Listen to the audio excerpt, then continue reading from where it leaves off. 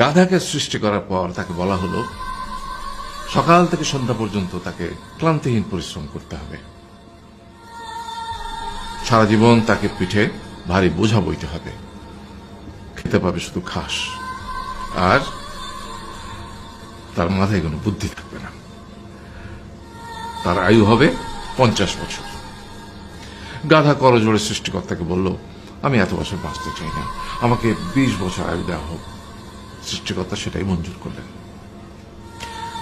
কুকুরকে যখন সৃষ্টি করা হলো তখন তাকে বলা হলো যে সে হবে মানুষের সবচেয়ে বড় বন্ধু, কিন্তু সে খাবে মানুষের উচ্ছিষ্ট, এবং তার আয়ু হবে 30 বছর। কুকুর সৃষ্টিকর্তাকে বলল, আমি এত বছর বাঁচতে চাই না, আমাকে 15 বছর আয়ু দেওয়া হোক। সেটাই মঞ্জুর করা হলো।